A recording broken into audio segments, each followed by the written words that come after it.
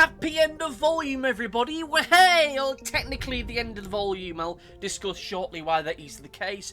But between then and now, thank you for joining me. This week I'm reviewing episode 6 of volume 3 of Vigilantes. You know how this works by now. Let me know what you thought about it and the volume as a whole in the comment section down below, and you will be read out in next week's show. Whilst you're there, be sure to like, favourite, subscribe, click the bell, and do all the YouTube stuff that YouTube wanted to do, because YouTube is an incredibly scary place for small content creators. That's just the way that it is these days, and we're very close to breaking 100 subscribers, and it would be great to do that by the end of the year. But between then and now, let us get on to the review and start off, as we often do, with the positives. And the headlines for this week is that this was an action-packed story which sets up some of the really great and exciting things for the next volume, though I will admit I'm not entirely sure about a couple of them, but we'll get on to that shortly. This is technically the last episode of this particular volume. I say technically because it isn't literally the last episode, but the next couple episodes are considered spin-offs. So it's a spin-off of a spin-off. This is what the behind-the-scenes information stuff within the volume itself says.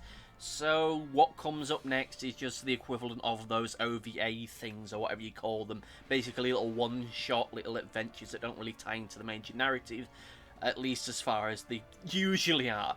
Bearing in mind that the last OVA that I reviewed, or possibly one of the previous OVAs that I reviewed for this particular series, turned out it was, but they just didn't tell anybody, but that's a whole of discussion for a whole of a time. Anyway, as far as actual critique of the episode itself goes, I think that this episode was filled with some really great quick-fire action.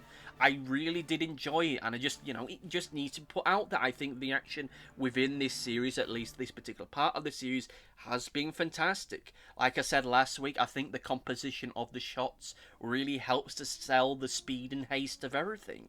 Just the literal construction of the panels, with so many of them being narrowed to the artwork, and oftentimes rather angular and tilted, helps to convey this great sense of motion and momentum. And with that knowledge, they are also able to know when to pull back and give us these larger scale shots of stuff that's going on. Just zooming the camera out so we can see the full scale of the action, or zooming it in to really help give us a sense of the emotions taking place within it. All this works well to create something that is very fast paced, but at the same time prevents it from becoming something that's exhausting to read.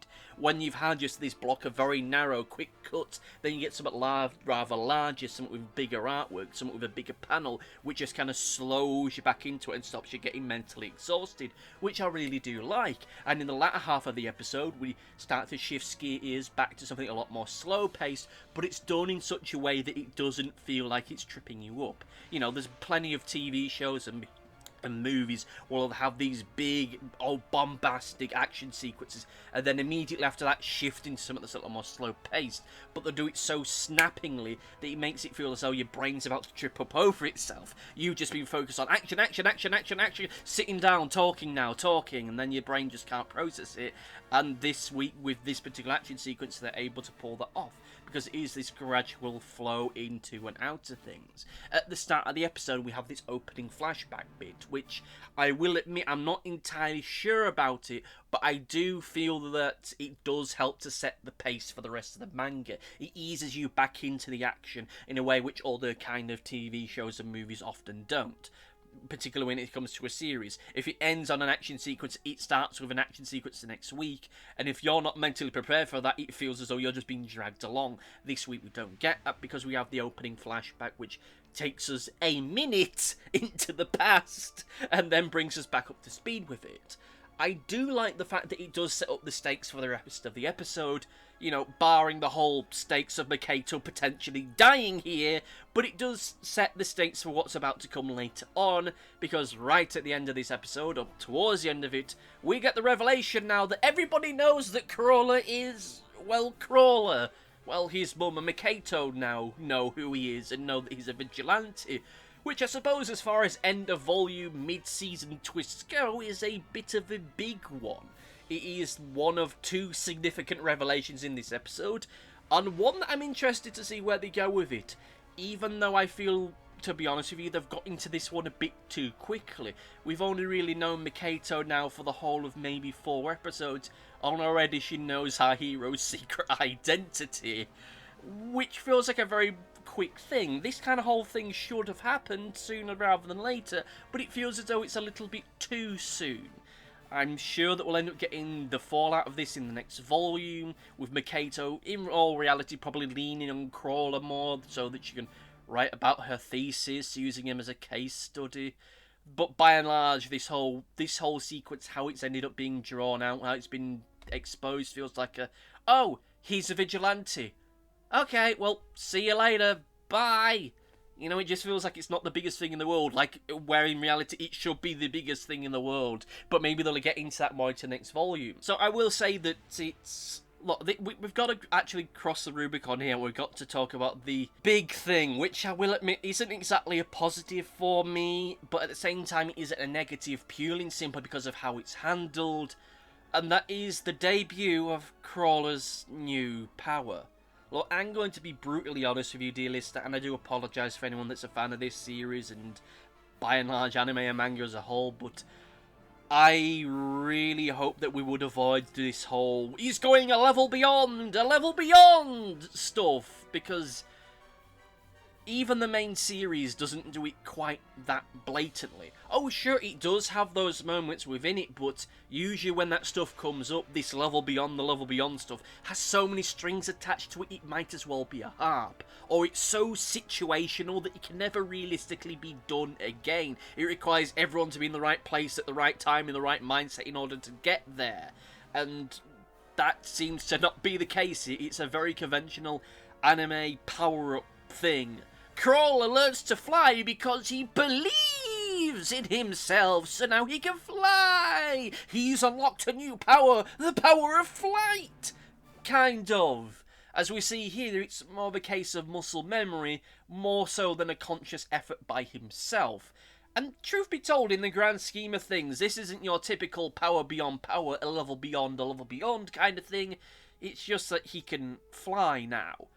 Kind of. It's more, the way that it's presented, it's more like a slight vertical boost. It's like he's just stepping off the air, kind of like Pop Step does. He just kind of creates a little thing that he can just jump off of.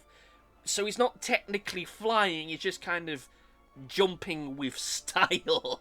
And the truth is that with this universe, this is a universe where there's a world where 80% of the population have superpowers.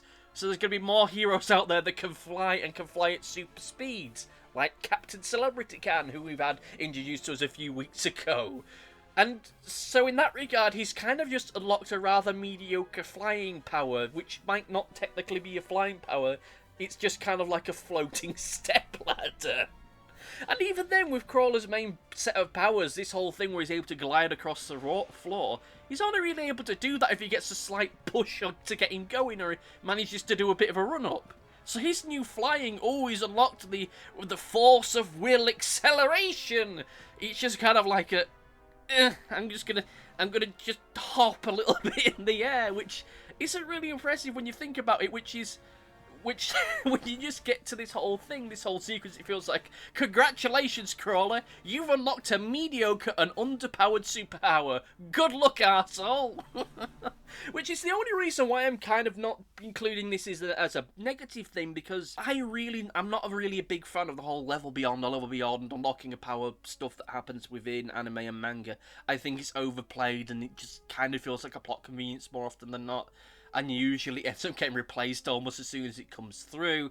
So when I saw this happening within the manga, I just thought, oh shit. But then I went away, I reread it, and then I went through everything that happened within the manga, and I realised, oh, he's unlocked basically a very crappy power.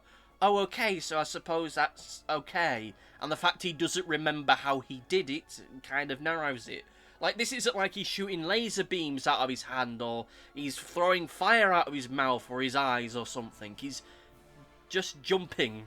He's just getting to a little bit of a jump, which, okay, it kind of fits in with the feel of everything. He's kind of a mediocre vigilante, so he's unlocked a mediocre power. Okay, I accept that, even though I'm not a fan of the whole concept itself. And I will admit that even if I was in favour of this big reveal of a new power, I can't say that I was happy with the way that it was actually revealed. Because, well, let's get down to it. This is a power that he's always had, so it's not really him unlocking a power. It's a power that was always within him, but his mother beat it out of him. You know, this really does build in that thing that I said last week about he's only the way that he is because of his mother.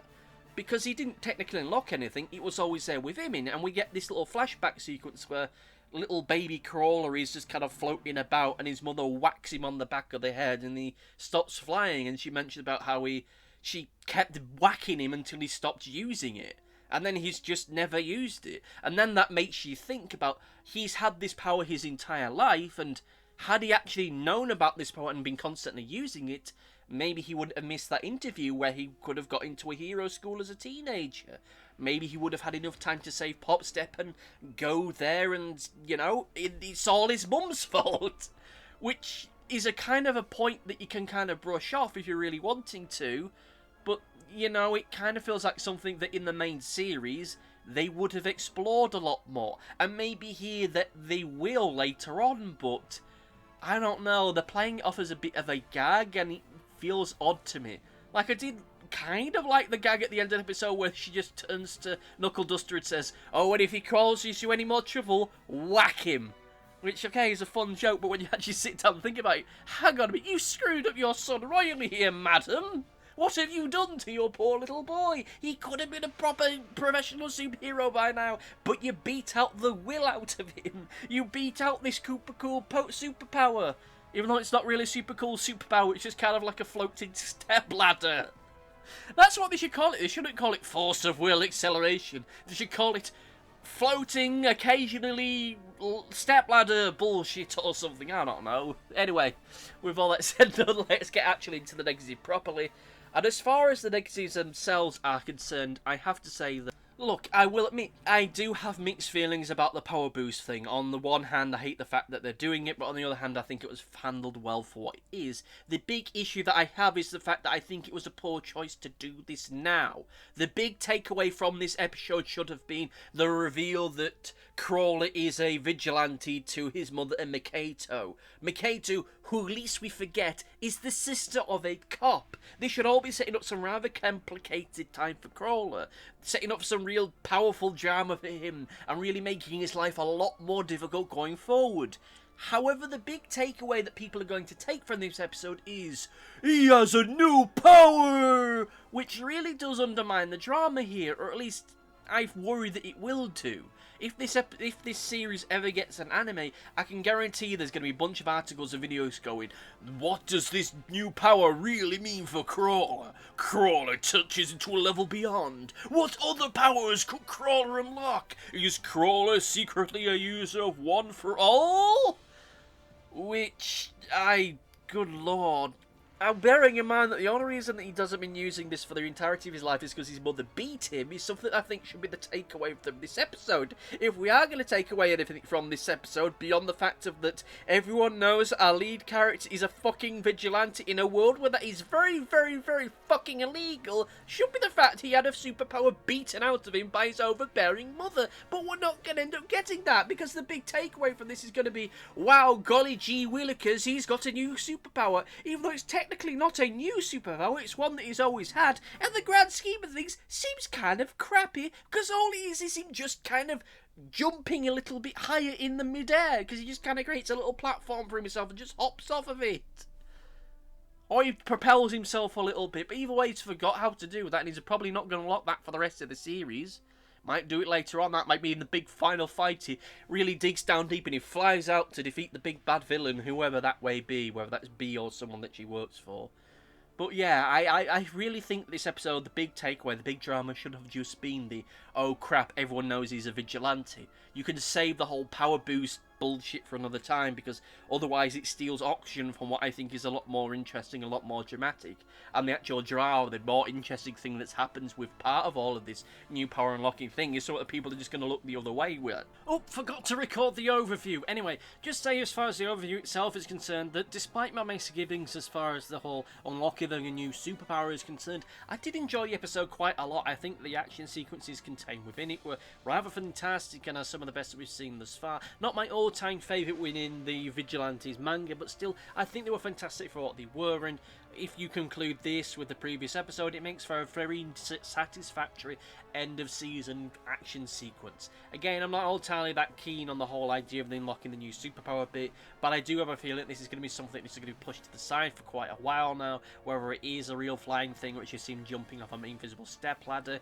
It's just going to be by the side for the time being, and I don't think it's going to be the main focus of things going forward, at least if we judge the volume cover for the, or rather the cover of the next few volumes going forward. Sorry, this whole overview thing is a little bit improvised because I actually writ it, which is why I didn't actually include it in the original review. But with that said, still, I think the episode itself was great, and it was a lot of fun, even though there's things within it which I wish really weren't there, or at least were handled better, or at the very least were pushed back a little bit further along, because I think that there was perfectly enough drama within all this without having to add the drama of a brand new superpower into the mix, but still, it was handled decently well enough, and we'll see where it all goes. With all that said and done, let's get into Comment Corner!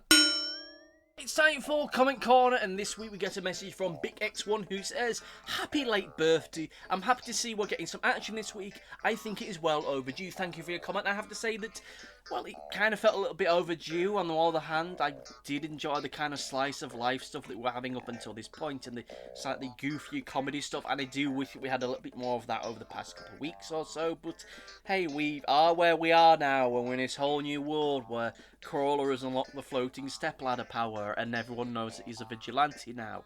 Of course, we'll see what the fallout of all of this is, so I don't expect it's going to go anywhere, because there's another 16 or 17 or 20 or 259 volumes of this left to go, so it's going to be a while before I feel the full fallout of it, if we ever do, but we'll soon see about that. Well, it's done. Thank you all for your listenings and your watching in-ins. Leave a commenting down belowing. I don't know where this is all going. I've spent far too long recording this than I already wanted to. But anyway, thank you all for listening, and see you next time. Goodbye! Thanks for watching. Be sure to like, favourite, subscribe, click the bell, and do all the YouTubey stuff that YouTube wants you to do. Go on, it'll do me a power of good. Until next time, my friends, goodbye!